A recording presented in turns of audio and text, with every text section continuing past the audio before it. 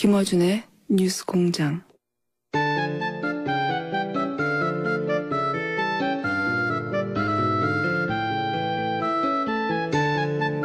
가장 인기 있는 코너 노르가즘. 정의당 노회찬 원내대표 나오셨습니다. 안녕하십니까. 네, 안녕하세요. 최근에 대표님 라이벌이 갑자기 등장했습니다. 누가요? 이낙연 총리라고. 아, 예. 갑자기 몇 마디 안 했는데, 예, 어록이 막 돌아다니면서 보셨죠? 예, 참 잘한 것 같아요. 예. 큰일 났다 싶지 않으십니까? 아니요, 뭐, 그런 사람이 많아지는 게 좋은 일이죠. 어제 보니까 참 자상하다. 자상하다. 예. 조곤조곤 말씀하세요. 예. 이 중학생을 대하는 자상한 대학생. 딱 그런 이제, 예. 중학생을 대하는 자상함. 굉장히 조곤조곤. 네. 근데 보통 총리는 방어적이 될 수밖에 없는데, 물론 어제 그저께도 방어적이었긴 했어요. 네. 정보를 대변해야 되니까. 근데 그 중간중간에 아주 날카로운 침을 하나씩 꽂아주는. 네. 그러니까 결과적으로는 말도 안 되는 질문한 사람들이 네. 원래는 그 자해 공갈당 같은 거였는데 자해만 하고 공갈을 못하는 그런 상황이 된 거죠. 공갈을 못하는. 자, 라이벌이 등장했습니다. 네. 총리 끝나시면 그때까지 제가 뉴스 공장에 있으면 여기 나오시려고 할지 모릅니다. 사건이 워낙 많았어요. 우선, 김희수 헌법재판소장 후보자가, 헌정사상 최초로 헌재소장 인준은 뭐 다 됐거든요, 이때까지. 예. 게다가 청문회는 100일 전에 했어요. 네. 네. 100일 전에 청문회 했고, 그때, 보고서도 채택이 됐어요. 예, 그러면 사실 통과되는 거라고 봐야 되는 건데, 갑자기 부결됐는데, 부결된 것을 다들 예상을 못 했나 봅니다. 그렇게까지 자유한국당에서는 기뻐하고, 국민의당에서는 당황하고 하는 걸 보니까요. 예, 그렇죠. 예. 자, 그런데 이제 여기서 일이 더 커진 것은 국민의당 안철수 대표가 우리가 국회 결정권을 가졌다. 이렇게 그 결과에 대해서 자랑스러워 하면서, 굉장히 사안이 커졌죠. 예. 그 자체라도 이미 큰 사건인데 전반적으로 이제 어떻게 보십니까? 예, 요새 뭐 스스로 좀 자랑스러워하는 사람들이 많이 늘어난 것 같아요. 6차 핵실험 이후에 예. 그 김정은 예. 북한의 김정은이 우리가 한반도 운명 결정권을 가졌다. 이거나 김희수 부결시킨 뒤에 우리가 20대 국회 결정권 가졌다. 비슷하지 않아요? 자유한국당에서도 이 부결되자마자 됐어. 이제 탄핵이야. 그랬다고 하죠. 예, 그래서 뭐 제가 볼 때는 거의 다 비슷한 형제들이다. 이렇게 보여지고 더욱이나 이게 좀 문제가 되는 것이 바로 이 부결된 다음 날 국민의당 원내대표가 예. 김희수 이 낭만 김희수 이 헌법재판소 소장 후보자에 대해서 예. 참 올고준 분이다. 근데 저도 문제는 문재인 대통령이다. 아니 멀쩡한 학생을 퇴학시켜놓고 참 괜찮은 학생이다. 문제는 그 아버지다. 아버지가 문제는 문제인 것이지. 그 왜 학생을 퇴학시키냐 이거죠. 그러니까요. 예. 그게 이제 전북 출신의 첫 호남이 배출하는 헌재소장이 되게 직전인 분이었고 예. 국민의당이 반대만 안 했다면 게다가 박지원 대표가 헌법재판관으로 추천했던 분이고 예. 국민의당으로서는 게다가 지금 문제도 없다는 분이니까 예. 반대할 이유가 하나도 없는 거죠. 이렇게 따지면. 그런 거죠. 예. 뭐 이유 없는 반항 같은 거죠. 뭐. 이유 없는 반항 같은 이유 없는 살인 같은 거죠, 사실은. 묻지 마 하고 그냥 찔러버리는 거예요. 아무 문제가 없는데 왜 그러면은 부결시켰냐 이렇게 물으면 이렇게 또 답을 하더라고요. 우리는 뭐랄까요? 당론이 없기 때문에 예, 민주적인 정당이라서 그랬다. 뭐 이렇게. 예, 그 국민을 또 우습게 보는 거죠. 그런 거짓말이 통한다고 생각하면 안 되는 거죠.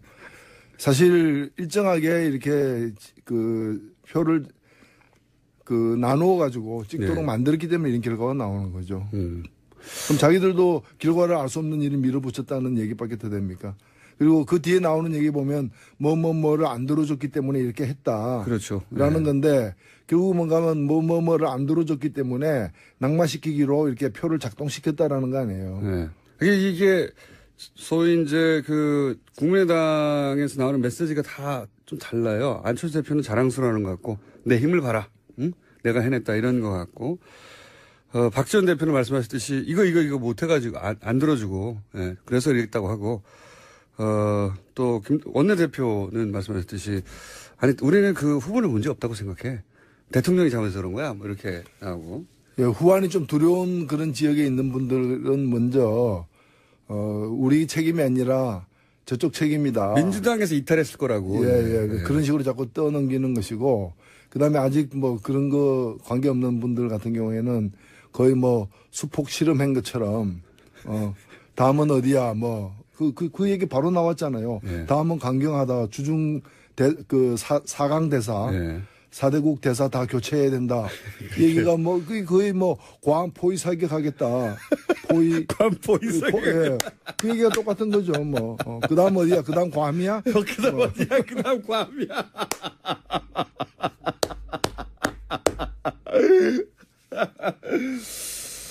방금 저희가 이낙연 총리가 화제라고 라이벌이 등장했다고. 예. 출연했었으면 좋겠다고 했더니 총리 비서실에서 연락이 방금 왔습니다. 9월 26일 날 저희가 1주년 기념일이거든요. 공개방송. 예. 그때 출연이 확정됐어요. 아, 그래요. 감사드리고요. 이 총리님. 예. 그리고 제가 지난번에 그 총리 그 만찬 초청으로 갈 때 예. 제가 우리 의원실에서 술을 담가가지고 가져갔어요. 막걸리 좋아하신다 그래가지고 낙연주라고 이렇게 브랜드까지 붙여가지고 그거 드시고 힘난 거 아닌지 모르겠네요.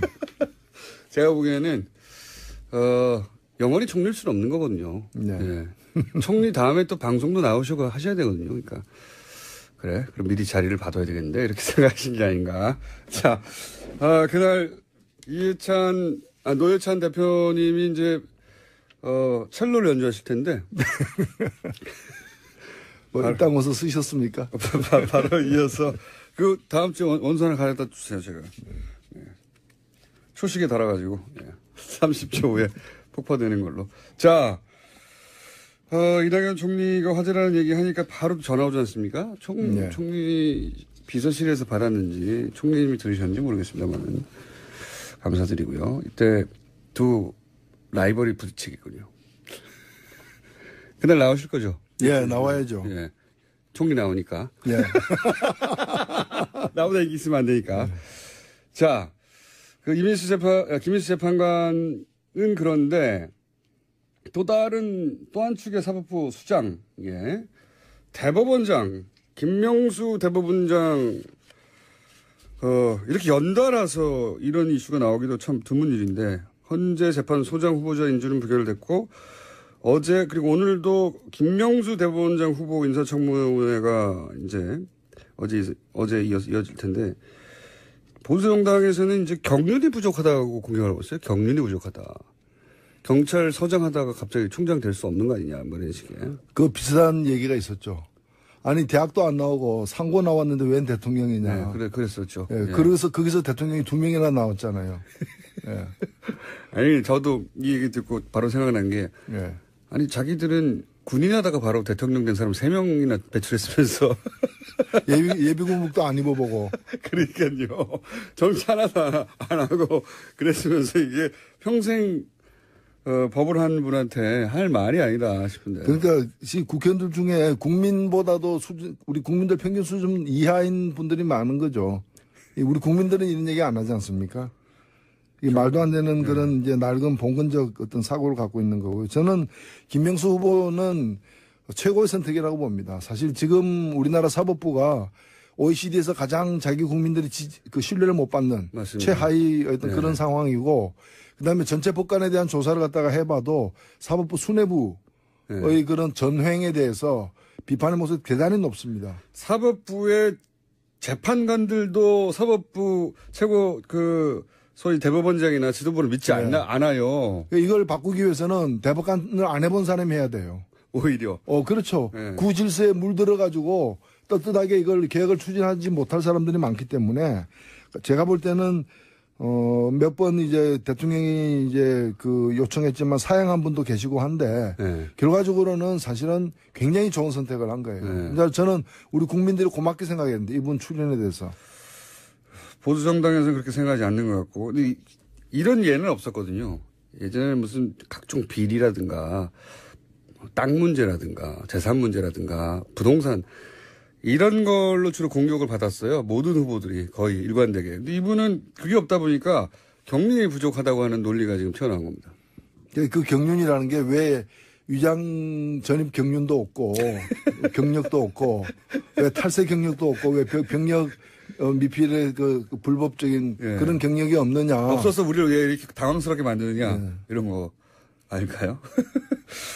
자, 김명수 대법원장 후보자에 대해서 인사청문회 오늘도 있습니다. 네.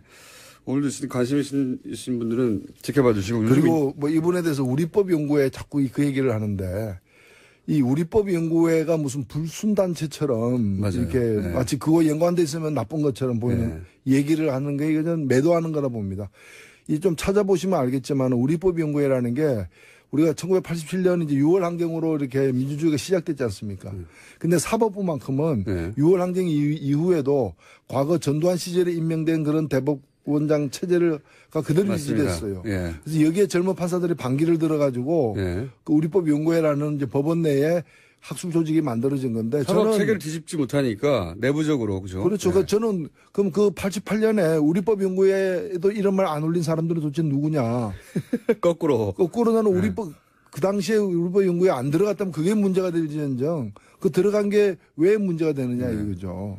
뭐 소위 이제 좌파 종북 프레임을 사법부에도 한번 적용해 보려고 하는 시도가 아니겠는가 저는 그렇게 생각이 드는데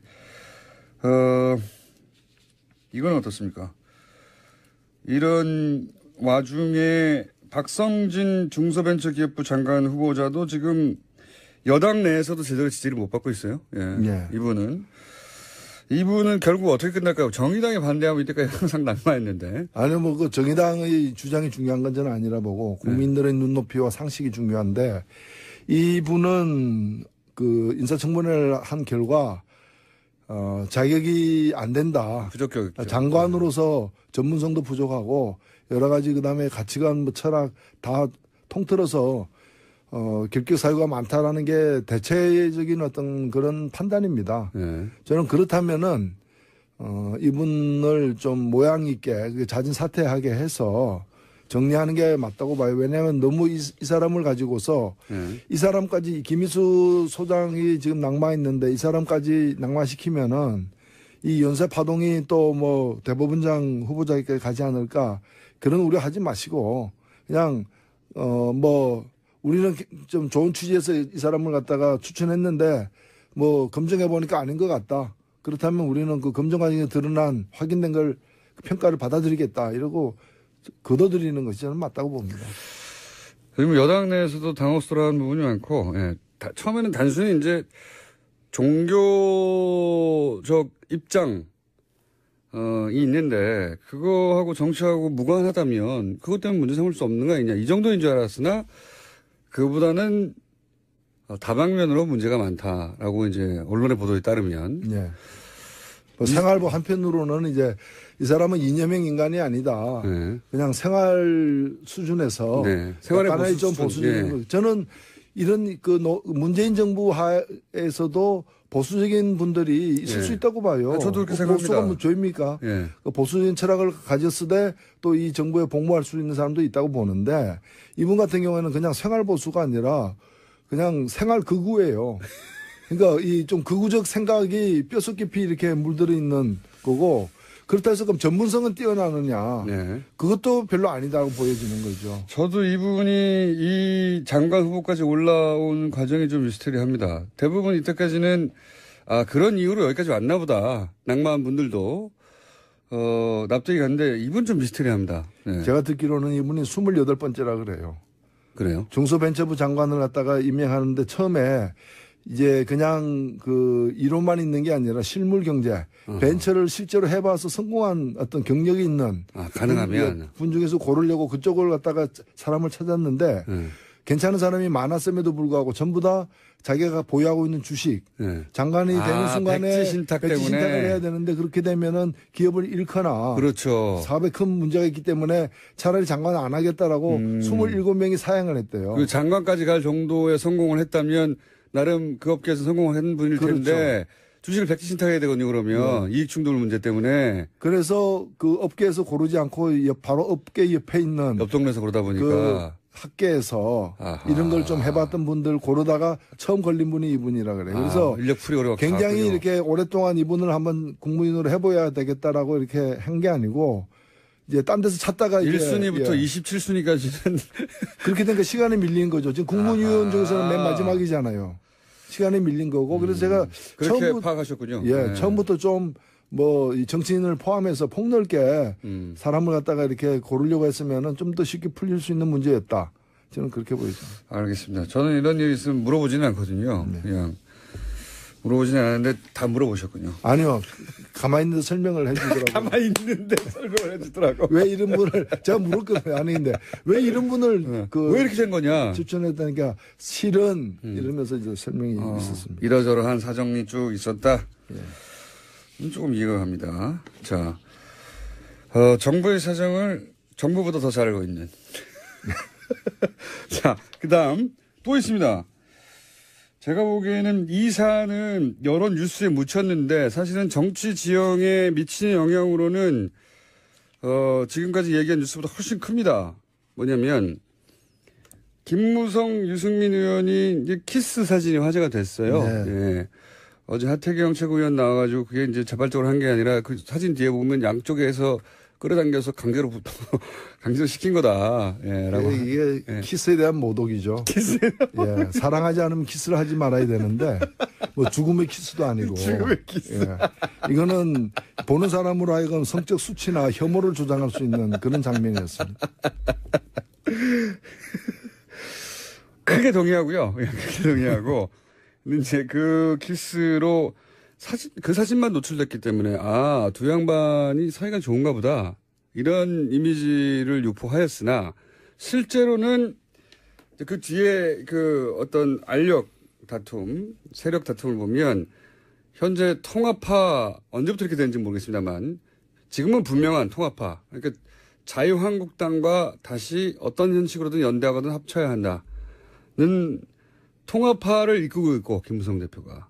그리고 아니다. 우리 스스로 힘을 길러서 우리가 보수의 중심이 되고 시간이 걸리더라도 그렇게 가야 된다. 자강파, 유승민. 이렇게 갈라져 있는 겁니다.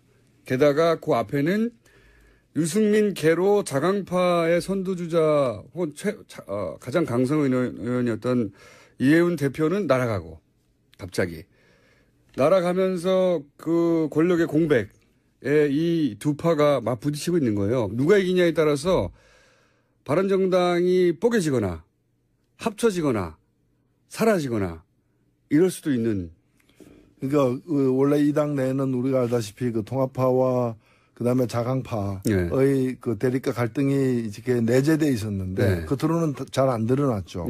근데 이제 이해운 대표가 물러나면서 물러났다기보다는 밀려났다고 강판당했다고 해야 되겠죠. 그러면서 비대위원장을 뽑거나 뽑아서 한 6개월 가거나 아니면은 직무대행을 세운 다음에 한 달 이내에 전당대회를 열어서 새 대표를 뽑거나 새 지도부까지 이제 둘 중에 하나를 택해야 되는데 어떤 경우든 간에 이제 내재돼 있던 두 파의 어떤 대립과 갈등이 표면화될 수밖에 없는. 왜냐하면 이제부터는 누가 잡는가에 따라서 자강으로 굳혀지거나 당분간 아니면은 통합이 빨라지거나 이런 이제 그 일정표가 이제 앞당기게 된 거죠. 그렇죠. 그래서 더욱 지금 갈등이 이제 더 가속화되고 있는 거 아닌가. 이건 바른정당만의 문제로 끝나는 게 아니고 만약에 통합파가 이긴다는 것은 자유한국당의 덩치가 지금부터 커지고 결국은 단독으로 국회 선진화법 때문에 단독으로 모든 법안을 막을 수도 있는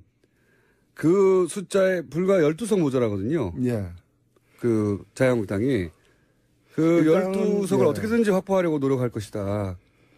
그렇죠. 자유한국당의 원내 이니셔티브 영향력이 강화되는 건 사실이죠. 왜냐하면 일단 지금 이제 이 바른당까지 합치면 127석이 되고 그렇게 되면 네. 120석인 민주당보다도 더 많아지니까 원내 네. 일당이 되는 거죠. 예. 그렇게 되면 원내 이제 그 여당이 예. 이제 제1야당이 원내 일당이 되는 예. 이제 그런 상황이 되고 이제 야당들 사이에서 이제 보수 야당이 둘밖에 안 남는 거죠. 예. 국민의당까지 해서 그렇게 되면 야당들 사이의 이니셔티브가 더 커지는 거고 지금은 사실 107석이긴 하지만은 지금 그 넋이 나가 있는 상태거든요. 단독으로 뭘 할 수는 없거든요. 뭘 할 수도 없고 예. 할 의사도 없고 상태도 좀 정상같이 보이지 않고 뭐 지금 그런데 이게 127석이 되면서 좀 달라질 수가 있죠. 120석만 넘어도 단독으로 저지가 가능하지 않습니까? 그러면 이게 어떤 의미가 있냐면 국민의당이 전폭적으로 현 여당을 지원해 주어도 국회 선진화법 때문에 결정적인 법안들을 통과 못 시킨다는 얘기거든요. 자유한국당 단독으로 사실상 문재인 정부가 하는 모든 주요 법안들을 막아설 수 있다는 거고 만약에 이거 통과시키면 우리한테 뭐 줘. 이런 딜의 파워도 엄청나게 높아진다는 거고요. 예. 이제 5분의 3이 무너지기 때문에 그런 거죠. 그렇죠. 5분의 3 때문에. 그게 이제 180석은 되어야 예. 국회 선진화법에 따라서 330일 이제까지 거치면서도 네. 이걸 돌파해낼 수가 있는데 이제 127석이 되면은 그게 이제 좀 힘들어지는 면은 있죠. 그리고 거기까지 이제 그 마지노선, 그러니까 그 5분의 1을 넘어서는 마지노선에서 12석밖에 안 남았어요, 거기가. 예. 12석을 저는 그래서 12명 다 못 데리고 오더라도 12명이라도 데리고 가라. 혹은 만약에 그게 어렵다면 바른정당 안에 있더라도 최소한 12명은 항상 자유한국당과 보조를 맞추기 위한 주파수를 맞춘 어떤 맞추는 작업?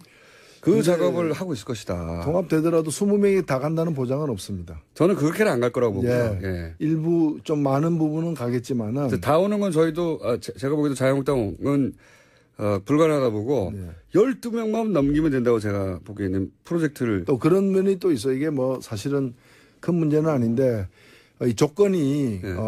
박근혜 그 출당 플러스 뭐 7, 8명의 친박 의원들 정리인데 예. 그렇게 되면 그 부분들이 무소속으로 이게 가고 예. 자유한국당 정원에서는 빠지게 되는 면은 있죠. 근데 저도 그럴 줄 알았더니 그 절충안으로 출당이 아니고 박근혜 전 대통령은 출당하는 건 의미가 없지 않습니까? 의원 의석수가 있는 것도 아니니까. 나머지 7, 8명의 친박 의원들은 당협위원장만 내려놓으면 의원직은 유지하잖아요. 네. 정당 소속도 유지하고.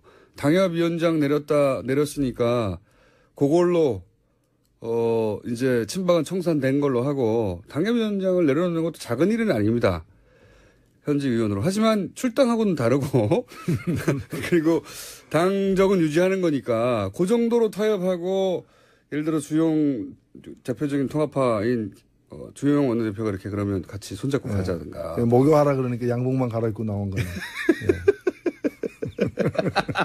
아니 방금 표현은 평상시에 그런 표현을 쓰십니까? 아니요. 순간적으로? 저도 처음 들었습니다. 저도 처음. 이게 천재들이 있습니다. 가끔 보면. 예. 천재들. 그래서 이게 이제 천재들 앞에서는 무릎을 꿇어야 된다. 노력으로 달성할 수가 없다. 목욕하라고 했더니 양복만 갈아입고 나왔다. 그런 셈이죠. 예. 그러는 갈등의 출발선에 서서 지금 힘겨루기를 하고 있는 상황이죠. 그렇죠. 예, 네. 정확하게 말씀하신 것 같아요. 자, 이런 상황입니다. 자, 첼로 연주 잘 돼 가시는지 여쭤보고. 자, 입당원서 빨리 쓰십시오. 다음 주에 입당원서를 하나 갖다 주시면 네. 제가 그거를 도장만 안 찍은 채로 쓰고 그걸 밀당을 하죠, 밀당을. 제가 이제 선 없는 첼로를 갖고 와야 되는데. 없는 첼로라. 오늘 여기까지 하겠습니다. 지금까지 노회찬 원내대표였습니다. 감사합니다. 네, 감사합니다.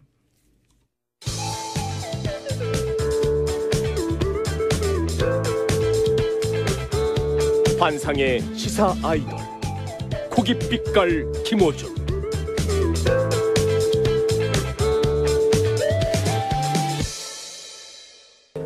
불친절한 AS.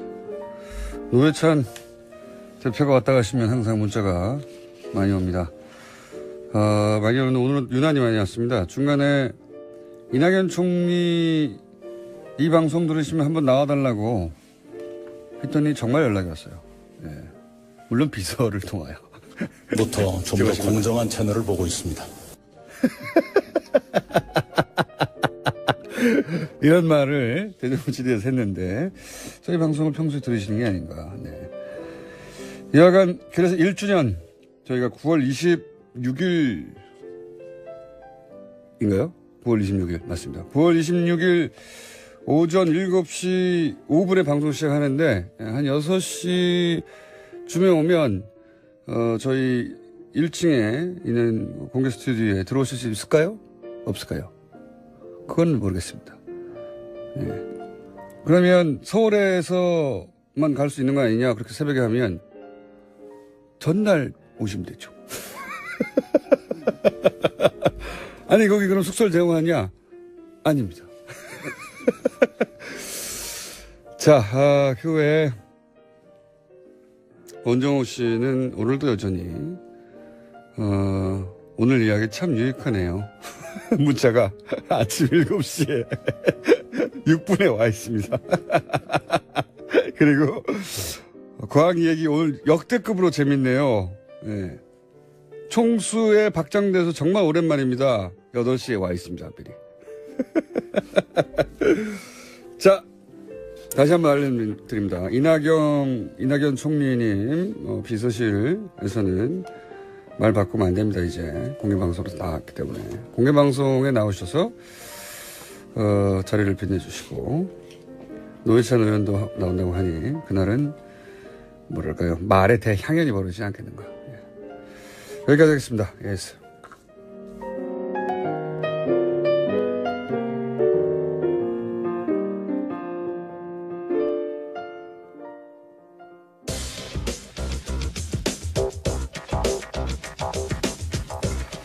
요즘 댓글 공작을 일삼고 있는 원정호 씨 나오셨습니다. 안녕하십니까? 예, 가상 청취 문자의 존재감이 빛나는 원정호입니다. 네. 아마 인류 역사상 처음이 아닐까요? 이런 경우는? 방송을 듣지 않았는데 심지어는 본인이 방송하지 않는 날에도 방송을 잘 들었다는 문자가 오고 있어요. 지금 이거 있을 수 없는 일인데. 역사상 유례가 없는 사태다. 예. 자, 오늘의 주제는 그분들이 친구들입니까? 친척들입니까? 알바들입니까? 잘 모르는 분들입니다. 물론 제가 페이스북으로 요청을 하긴 하지만 페이스북으로 요청을 이제는 좀 트렌드가 돼서 스스로 이제 살아서 돌아가는 그런 것이 되지 않았나 생각이 되고요. 알겠습니다. 자, 오늘 주제가 뭡니까? 오늘 주제 말씀드리기 전에 요즘 제가 얼마 전에 창조과학 얘기를 했음에도 불구하고 계속 지구 6,000살 얘기가 그 워딩과 함께 화제가 되고 있잖아요. 여기에 대해서 서울대 장대익 교수님이 한마디를 인용하고 갈까 합니다. 알겠습니다. 내 나이가 과학적으로는 47살인데 신앙적으로는 2개월이라면 그건 말이 되느냐. 이게 모든 걸 함축하고 있는 얘기가 아닌가 전 생각을 하고. 네, 비유적으로. 네네. 그게 지구 나이가 6,000년에 불과하다면 그걸 이제 그대로 내 나이에 비교하면 내가 2개월이 됐다는 얘기다. 네. 그러니까 이런 식으로 얘기하면 우리가 받아들일 수 있느냐. 이제 이런 예를 드셔서 제가 굉장히 좋은 예라고 생각해 소개를 드렸고요. 오늘은 좀 비과학, 반과학. 본인이 했다고 그러지 그랬어요. 그럴 순 없죠. 또 비과학, 반과학 이런 얘기들이 계속 나오는 가운데 진짜 과학이 뭘 하는지를 좀 얘기를 드리려고 해요. 진짜 과학이. 네. 얼마 전에 제가 개기일식 갔다 하지 않습니까? 이제 미국에. 네. 예, 계속 자랑을 하게 되는데 일생 몇 분이 같이 갔다고 그랬죠? 200명 가까이 갔었죠. 근데 저도 가고 싶었어요. 네. 그런 경험을 혼자 하는 것도 물론 기억에 남지만 그렇게 많은 사람들이 한꺼번에 보게 되면 그렇죠. 그 전체가 종합적으로 잊지 못할 기억이 되거든요. 정말. 상승작용이 또 있고요. 네. 또 나중에 좀 만나서 나누고 싶은 그런 느낌들도 있고. 이게 뭐 1년에 한 번 있는 것도 아니고 아마도 앞으로 죽을 때까지 다시 없을 기회니까. 있어도 가기가 힘들죠, 사실. 여러 가지로. 그 말이에요. 네. 어쨌든 자주 있기 때문에. 예, 몇백 명이 같이 가서 그걸 갔다는 건 부럽습니다. 그래서 이제 이게 자연이 만들어낸 우주쇼였다라고 한다면 이제 15일 내일 모레는 인간이 만들어낸 작은 우주쇼가 하나 펼쳐집니다. 뭡니까? 이게 이제 미국과 유럽이 보냈던 그 토성 탐사선 카시니호라고 지금 토성 궤도를 돌고 있는데 얘가 그랜드 피날레를 할 예정입니다. 그랜드 피날레라는 건 죽는다는 뜻이네요? 그런데요. 네. 요거의 의미에 대해서 좀 이따 설명을 드리고 네. 그 전에 이제 이 카시니가 뭔지부터 좀 약간 네. 얘기를 해야 될 것 같은데 카시니는 원래 카시니 하이언스라는 두 개의 이제 기체가 결합된 상태로 출발을 했어요. 우주선 두 개가 붙어서 출발했다. 두 개가 붙어 출발했는데 1997년 10월에 나갔습니다. 저는 이런 얘기 할 때마다 부러운 게 말이죠. 그러니까 97년에 20년 전이거든요. 그렇죠. 20년 전에 지금 미국, 네. 뭐 나사에서 쐈겠죠. 그다음에 두 개가 결합된 걸 보면 하나는 뭐 유럽 쪽 공무. 유럽 우주국입니다. ESA. 그러니까 거기서 20년 전에 토성에 보낼 탐사선을 보냈다는 거예요. 그렇죠. 이미 네. 우리가 독자적인 인공위성 기술을 아직도 못 가지고 있잖아요. 발사체 기술이 아직 부족해요. 예, 발사체 기술이. 네. 예. 그래서 사실은 정말. 뭐 저희가 잘 예로 드는 건데요. 네. 지지난 정권에 썼었던 22조 그 돈만 잘 사용했어도 네. 전 우주에 다 갈 수 있었다 우리는. 맞습니다. 네. 22조, 여기 들어간 돈 3발의 피입니다. 거기 비하면. 22조에 비하면 이건 말도 안 되는 말도 안 비용인데 되는 10분의 1 정도도 안 되는 충분히. 텐데. 예. 그런 점이 더 아쉽죠. 어쨌든 이제 가서 만약에 지금 우리가 토성을 탐사하기 위해서 만약에 우주선을 쏜다. 어마어마한 우리 자체 뉴스가 되겠죠. 그렇죠. 근데 이 인류 역사로 보자면 20년 늦은 거예요. 그렇죠. 예. 그러니까 얼마나 뒤쳐져 있습니까? 그러는 사이에 우리 최근에 벌어졌던 돈 쓴 사례들을 보면, 예. 땅 파고 뭐, 강 파가지고 22조를 쓰고. 자, 다시 돌아와서요. 네. 그래서 이제 카신이라는 이름이 어디서 왔냐면 원래 이제 옛날에 몇백 년 전에 그 토성의 고리 사이에 틈이 있다는 사실을 발견한 이 조반니 도메니코 카신이라는 사람이 있어요. 사람 이름일 줄 알았어요. 딴 거고. 네. 그렇죠. 보통 이제 그렇게 하죠. 저 미국인들이나 유럽인들은. 그다음에 뒤에 붙은 하이언스는 우리는 어릴 때 호이겐스라고 이제 배웠어요. 호이겐스. 들어보신 적 있을 거예요. 예, 들어본 적은 네. 있습니다. 기억 안 납니다. 뭘 했는지. 그렇죠. 이 영어식 오래된 발음이었고, 사람인데. 네, 얘도 네. 옛날 사람인데 이 사람도 이제 요즘은 네덜란드 발음으로 바꿔서 이렇게 하이헌스라고 불러주는데 어허. 이분이 뭐냐면 토성의 가장 큰 위성인 타이탄을 발견한 사람이에요. 토성의 위성을 발견한 네. 사람이다. 그래서 예. 두 개를 붙여가지고 보낸 건데 호이겐스는 태양광 파동설을 최초로 주장했던 저걸로도 사람이라고. 굉장히 유명합니다. 예. 네. 근데 여기서는 이제 타이탄 발견한 게 되게 포인트였죠. 토성 탐사선이니까. 저희 둘째 PD가 네. 궁금했나 봐요. 예, 아는 척 그렇군요. 하느라고. 첫째 PD가 했네요. 저도 봤습니다. 예. 의미합니다. 지금 별로 중요하지 않아요, 그 얘기? 자, 어쨌든 쭉 7년을, 나가보시죠. 예, 예. 7년을 항해를 해서 2004년에 도착을 했고 예. 2004년에 도착해서 카시니는 거기서 13년 동안 토성 궤도를 돈 겁니다. 계속 지금까지 13년이나. 계속 사진을 수십만 장, 수백만 장의 사진을 찍고 예. 우리가 보는 그러니까 토성 근접 사진들 전부 다 그리고 카시니가 찍은 거죠. 그게 이제 띠가 얼음 덩어리다. 그런 이런 거 전부. 것들은 다 여기서 밝혀지는 거죠. 카시니가 다 찍은 예. 거고요. 그럼 하위연스는 뭐랬냐? 네. 각자 임무가 있었던 건데 네. 하위연스는 이제 ESA에서 그 아까 말씀드린 저 하위연스가 발견했던 네. 타이탄을 탐사하기 위해서 보낸 거예요. ESA는 유럽 우주국이죠. 유럽 네. 우주국입니다. 그래서 하이원스는 가자마자 13년 동안 있지 않고 바로 그 다음에 2005년에 타이탄에 착륙을 합니다. 우리 이런 거 잘 모르죠. 착륙했다. 착륙했다는 뉴스를 들어본 거는 같습니다. 타이탄 착륙. 그렇죠. 네. 어쨌든 12년 전에 이미 아무 가물가물하지만. 네, 네. 12년 전에 이미 무인 탐사선이 타이탄에 착륙을 했던 거예요. 네. 뭐 때문에 착륙을 했냐면 여기에 바다가 있습니다. 타이탄에 표면에.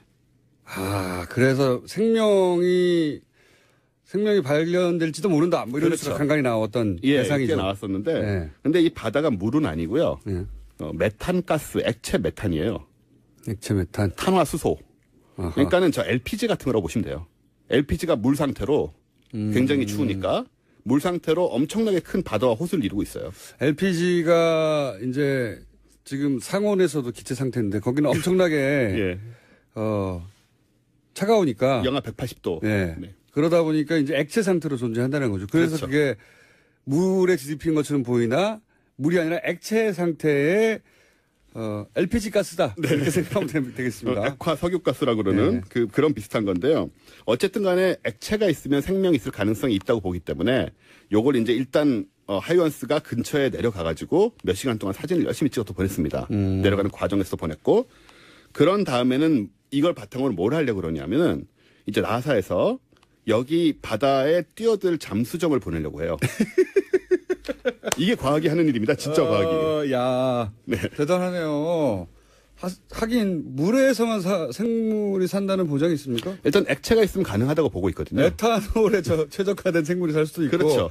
지구도 절대 살 수 없을 것 같은 아주 고온에 사는 무슨 분화구, 네, 심해 열수공이라고 하는. 네. 거기 사는 생명체도 여기는 못 살아 있는데 나왔잖아요. 나왔죠. 굉장히 많죠. 네. 그러니까 거꾸로 영하 100도 이하에서도 사는 생명체가 있을 수도 있죠. 그렇죠. 액체만 있으면 가능할 거다. 왜냐면 액체가 몸 안에서 이제 세포 사이에서 이제 교환을 하고 이런 역할을 할 수 있기 때문에 그래서 지금 계획하고 있는 게 어쨌든 가서 하이언스가 일단 한번 찍었고 물 안에 그 액체 LPG 안에 들어가서 잠수해가지고 속을 찍겠다. 그런 걸 하고 있습니다. 과학자들은. 이거 상상하기 힘드네요. 그러니까요. 거기까지 날아간다는 것도 상상하기 힘든데 거기 착륙해서 이제는 그 다음 단계로 액화 상태에 들어가 봐야 되겠다. 그 안에 진짜 뭐가 그렇죠. 있는지 겉만 봤는데 네. 야, 이걸 20년 전에 보내서 착륙했고 그런 정보를 한국은 안 날렸죠. 미국과 유럽에 날렸고 그 분석을 해서 다시 이제 추가 도전을 한다는 거잖아요. 네. 한편 카시니는 뭐라고 있냐면 일단 토성고리 관측하는 일을 굉장히 많이 했고요. 아주 가까이 가서 토성고리가 어떻게 생겼고 구조가 어쩌고 이런 걸 사진을 굉장히 많이 찍어 보냈죠. 그런 다음에 또 하나 재미있던 부분은 뭐냐면 제가 말씀드렸는지 모르겠는데 엔켈라두스라고 토성의 위성이 있는데 얘는 표면이 전부 물 얼음입니다. 물 얼음이고 그 안쪽에는 그것도 이 물을 할 때 물은 액체를 의미하는 거 아니에요? H2O요. 진짜 H2O. 예. H2O지만 얼음 상태인데 그 안쪽에 얼음벽에 안쪽에 거대한 바다가 있다. 라는 게 지금 정설이에요. 그러니까 두께가 10km씩 되는 바다가 10km를 뚫고 들어간다?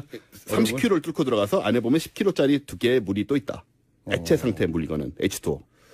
그 안에 또 생명체가 있을 수도 있다. 이건 정말 가능성이 크죠. 그래서 카시니가 한 게 뭐냐면 이 주변을 계속 13년 동안 다녔으니까 엔켈라두스 사진도 많이 찍었을 거 아니에요. 어느 날 뭘 찍었냐면 이 얼음 틈이 깨져가지고 그 사이로 안에서 나온 소금기가 있는 얼음 분자들, 아주 작은 입자들이 300km씩 쏟아져 나오는 걸 찍은 겁니다. 카시니가. 위로. 쏟는 걸. 그렇죠. 그러니까 속에서 나온 걸. 우리로 치면은 지구에서 마그마가 분출되는 게 화산인데 네. 그런 것처럼 여기는 이제 땅이 아니라 얼음이 덮고 있고 그 아래를 마그마가 아니라 물이 차고 그렇죠. 있는데 마그마가 치솟듯이 물이 이렇게 치솟는 거를 발견했다. 예, 나오자마자 얼음이 되긴 했지만 어쨌든 그걸 아주 생생한 사진으로 찍어서 저는 이제 속으로 이제 저기 튀어나왔으면 저 안에 무슨 새우 같은 거라도 같이 튕겨나오지 않았을까 정도의 상상을 하게 되는데 네. 그래서 이 사진을 참 찍고 부족하시네요. 아, 예. 그럼 어떻게 상상하시겠어요? 중요한 건 뭐냐면 이래서 카시니가 그걸 보고 여기에 또 후속 연구가 시작이 돼서 뭘 하기로 했냐면 그 얼음 틈으로 로봇을 내려보낼 겁니다, 이제. 그래가지고 30km 얼음을 질질줄줄 내려가서 얼음 안쪽에 붙어서 거기서 잠수정을 또 내릴 거예요. 그래서 그 안을 또 찍을 겁니다. 그 장면이 만약에 그 지구에 전송되면 굉장히 인상적일 것 같아요. 정말 엄청난 일이 되죠. 지구 위의 곳에서 물이 있고 네. 그 새우가 안에 있고. 새우요? 저는 새우를 밀고 있습니다. 저는 몇 년 전부터. 외계인을 밀고 있습니다. 얼음 외계인. 네, 어쨌든 저 안에 생명이라도 사진에 찍혀서 이렇게 거대한 얼굴이라도 나오고 이제 전송될 가능성이 없지 않은 거거든요. 그러니까요. 아니 아무것도 없다, 물밖에 없더라 하는 장면도 인상적일 수밖에 없죠. 그렇죠. 그 외계 행성에 가지고 있는 지구 위의 곳에서 물을 찍은 거니까요. 그렇죠. 액체의 물을 찍은 거니까. 이런 것들이 지금 추진이 되고 있어서 적어도 2, 30년 내로는 다 성과를 보지 않을까 아무리 길어도. 근데 거기까지 날리는 것도 시간이 걸리고요. 가는데 시간도 걸리고요. 지금 저희가 얘기한 게 빨라도 한 10년 정도는 돼야 이루어질 일 같은데요. 예, 어쨌든 간에 이걸 구체적으로 계획을 세우고 진행하고 있다는 점이 대단한 거죠. 20년 전에 세웠던 계획대로 조그마한 아주 기체가 토성까지 날아가가지고 거기 위성에 내려앉았다는 것 자체가 대단한 거죠. 그렇죠. 대단한 겁니다. 하다 보니까 이런 것들이 또 파생돼 나와서 또 게다가 진행할 수 있게 되는 20년간 그 주위를 계속 돌았다는 거 아니에요? 네. 예, 인공의 그렇습니다. 그 물체가 인간들이 만든 그리고 20년 동안 끊임없이 인간이 명령한 대로 데이터를 보내왔다는 거 아닙니까? 그런 거죠. 이제 끝나게 되는데 그럼 그랜드 피날레는 뭐냐? 그 얘기는 하고 이제 가야 되니까. 40초 남았어요. 예, 얘가 이제 수명이 다 됐어요. 다 됐는데 얘를 토성에다 떨어뜨릴 겁니다. 왜냐하면 폭파시키는 거네요? 예, 폭파시키는 건데 왜냐하면 이걸 놔둬버리면 돌아다니다가 이 생명이 있을지 모르는 이 두 위성에 부딪힐 수가 있어요. 생명이 있을지도 모르니까. 예, 이게 되게 중요합니다. 그래서 아하. 이 방사능 물질을 갖고 운행을 하고 있기 때문에 그렇죠. 얘네들에게 생명 손상을 줄까봐 그걸 신경을 써가지고 토성에 떨어뜨리는 거예요. 쓰레기를 소각하는 거네요. 그렇죠. 혹시라도 생명에 우리가 오염을 시키면 안 되니까. 분리수거 하는 거네요. 우주 분리수거. 예. 떨어지면서 생명을 피해서 떨어지는 그 섬세함이라는 게 또 있는 거고요. 네. 떨어지면서 이제 토성의 대기를 뚫고 지나가면서 그 사진을 다 보낼 겁니다. 마지막으로. 토성은 땅이 없잖아요. 가스 그렇죠. 행성이니까. 가스니까. 그래서 그 정보를 우리한테 다 보내주고 얘는 산화할 거예요. 그게 그랜드 피날레입니다. 과학은 이런 일을 하고 있다. 과학은 이런 일을 네. 하고 있다. 진짜 과학은. 여기까지 하겠습니다. 원종호 씨였습니다. 감사합니다. 내일 뵙겠습니다. 안녕. 학생을 퇴학시켜놓고 참 괜찮은 학생이다. 문제는 그 아버지다. 아버지가 문제인 것이지. 그 왜 학생을 퇴학시키냐 이거죠. 그러니까요. 그게 이제 전북 출신의 첫 호남이 배출하는 헌재 소장이 되게 직전인 분이었고 예. 국민의당이 반대만 안 했다면 게다가 박지원 대표가 헌법재판관으로 추천했던 분이고 예. 국민의당으로서는 게다가 지금 문제도 없다는 분이니까 예. 반대할 이유가 하나도 없는 거죠. 이렇게 따지면. 그런 거죠. 예. 뭐 이유 없는 반항 같은 거죠. 뭐. 이유 없는 반항 같은 이유 없는 살인 같은 거죠, 사실은. 묻지 마 하고 그냥 찔러버리는 거죠. 아무 문제가 없는데 왜 그러면은 부결시켰냐 이렇게 물으면 이렇게 또 답을 하더라고요. 우리는 뭐랄까요? 당론이 없기 때문에 예, 민주적인 정당이라서 그랬다. 뭐 이렇게. 예, 그 국민을 또 우습게 보는 거죠. 그런 거짓말이 통한다고 생각하면 안 되는 거죠. 사실 일정하게 이렇게 그 표를 나누어 가지고 찍도록 네. 만들었기 때문에 이런 결과가 나오는 거죠. 그럼 자기들도 결과를 알 수 없는 일을 밀어붙였다는 얘기밖에 더 됩니까? 그리고 그 뒤에 나오는 얘기 보면 뭐를 안 들어줬기 때문에 이렇게 했다. 그렇죠. 라는 네. 건데 결국 뭔가면 뭐를 안 들어줬기 때문에 낙마시키기로 이렇게 표를 작동시켰다라는 거 아니에요. 네. 이게 소위 이제 국민의당에서 나오는 메시지가 다 좀 달라요. 안철수 대표는 자랑스러워하는 것 같고 내 힘을 봐라. 응? 내가 해냈다 이런 것 같고 박지원 대표는 말씀하셨듯이 이거 못해가지고 안 들어주고 예, 그래서 이랬다고 하고 또 원내대표는 말씀하셨듯이 아니 우리는 그 후보는 문제 없다고 생각해. 대통령이 잘못해서 그런 거야. 뭐 이렇게 하고. 예, 후환이 좀 두려운 그런 지역에 있는 분들은 먼저 우리 책임이 아니라 저쪽 책임이다. 민주당에서 이탈했을 거라고. 예. 그런 식으로 자꾸 떠넘기는 것이고 그다음에 아직 뭐 그런 거 관계없는 분들 같은 경우에는 거의 뭐 수폭 실험한 것처럼 다음은 어디야 뭐 그 얘기 바로 나왔잖아요. 예. 다음은 강경하다. 주중 4강 대사. 예. 4대국 대사 다 교체해야 된다. 이 얘기가 뭐 거의 뭐 과한 포위 사격하겠다. 과한 포위 사격. 예. 그 얘기가 똑같은 거죠. 뭐. 그다음 어디야? 그다음 괌이야? 그다음 어디야? 그다음 괌이야.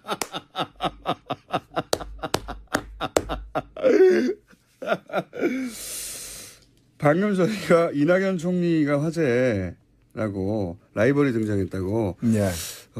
출연했으면 좋겠다고 했더니 총리 비서실에서 연락이 방금 왔습니다. 9월 26일 날 저희가 1주년 기념일이거든요. 공개방송. 예. 그때 출연이 확정됐어요. 아, 그래요. 감사드리고요. 이 총리님. 예. 그리고 제가 지난번에 그 총리 만찬 초청으로 갈 때 예. 제가 우리 의원실에서 술을 담가가지고 가져갔어요. 막걸리 좋아하신다 그래가지고 네. 낙연주라고 이렇게 브랜드까지 붙여가지고 그거 드시고 힘난 거 아닌지 모르겠네요. 제가 보기에는 영원히 총리일 수는 없는 거거든요. 네. 민주당 인준은 뭐 다 됐거든요. 이때까지. 예. 게다가 청문회는 100일 전에 했어요. 네. 네. 100일 전에 청문회 했고 그때 보고서도 채택이 됐어요. 예. 그러면 사실 통과되는 거라고 봐야 되는 건데 갑자기 부결됐는데 부결된 것을 다들 예상을 못 했나 봅니다. 그렇게까지 자유한국당에서는 기뻐하고 국민의당에서는 당황하고 하는 걸 보니까요. 예, 그렇죠. 자, 그런데 이제 여기서 일이 더 커진 것은 국민의당 안철수 대표가 우리가 국회 결정권을 가졌다. 이렇게 그 결과에 대해서 자랑스러워하면서 굉장히 사안이 커졌죠. 예. 그 자체라도 이미 큰 사건인데 전반적으로 이제 어떻게 보십니까? 예, 요새 뭐 스스로 좀 자랑스러워하는 사람들이 많이 늘어난 것 같아요. 6차 핵실험 후에 예. 그 김정은, 네. 북한의 김정은이 우리가 한반도 운명 결정권을 가졌다. 이거나 김희수 부결시킨 뒤에 우리가 20대 국회 결정권 가졌다. 비슷하지 않아요? 자유한국당에서도 이 부결되자마자 됐어. 이제 탄핵이야. 그랬다고 하죠. 예, 그래서 예. 뭐 제가 볼 때는 거의 다 비슷한 형제들이다. 이렇게 보여지고 더욱이나 이게 좀 문제가 되는 것이 바로 이 부결된 다음 날 국민의당 원내대표가 예. 김희수 이 낭만 김희수 이 헌법재판소 소장 후보자에 대해서 예. 참 올고준 분이다. 근데 저도- 문제는 문재인 대통령이다. 아니 멀쩡한 총리 다음에 또 방송도 나오시고 하셔야 되거든요. 그러니까. 그래. 그럼 미리 자리를 받아야 되겠는데. 이렇게 생각하신 게 아닌가. 자, 그날 노회찬 대표님이 이제, 첼로를 연주하실 텐데. 뭐 일단 와서 쓰셨습니까? 바로 이어서 그 다음 주에 원산을 가져다 주세요, 제가. 네. 초식에 달아가지고. 30초 후에 폭파되는 걸로. 자, 이낙연 총리가 화제라는 얘기 하니까 바로 전화 오지 않습니까? 네. 총리 비서실에서 받았는지 총리님이 들으셨는지 모르겠습니다만 감사드리고요. 이때 두 라이벌이 부딪히겠군요. 그날 나오실 거죠? 예, 나와야죠. 예. 총리 나오니까. 예. 나보다 얘기 있으면 안 되니까. 자, 그 김민수 재판관은 그런데 또 한 축의 사법부 수장, 예. 대법원장, 김명수 대법원장, 이렇게 연달아서 이런 이슈가 나오기도 참 드문 일인데, 헌재 재판 소장 후보자 인준은 부결됐고, 어제, 그리고 오늘도 김명수 대법원장 후보 인사청문회가 이제, 어제 이어질 텐데, 보수정당에서는 이제 경륜이 부족하다고 공격을 하고 있어요. 경륜이 부족하다. 경찰서장 하다가 갑자기 총장 될 수 없는 거 아니냐, 뭐 이런 식의. 그 비슷한 얘기가 있었죠. 아니, 대학도 안 나오고 상고 나왔는데 웬 대통령이냐. 네, 그랬었죠. 예, 예. 그래서 거기서 대통령이 2명이나 나왔잖아요. 예. 아니, 저도 이 얘기 듣고 바로 생각난 게, 예. 아니, 자기들은 군인하다가 김어준의 뉴스 공장.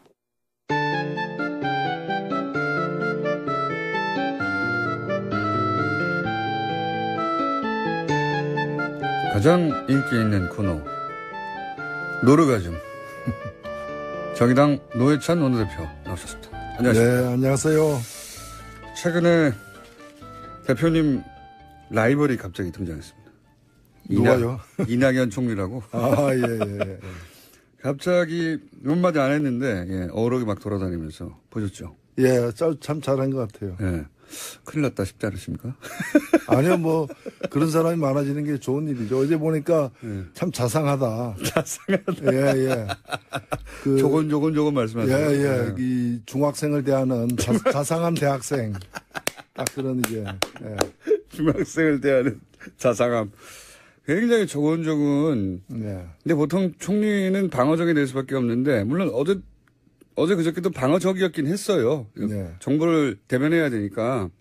근데 그 중간중간에 아주 날카로운 침을 하나씩 꽂아주는.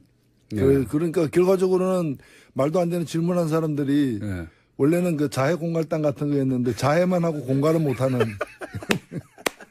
그런 상황이 된 거죠. 뭐 공간을 못하는. 자, 라이벌이 등장했습니다. 네. 총리 끝나시면 그때까지 제가 뉴스 공장에 있으면 여기 나오시려고 할지 모릅니다. 사건이 워낙 많았어요. 우선, 김희수 헌법재판소장 후보자가, 헌정사상 최초로 헌재 소장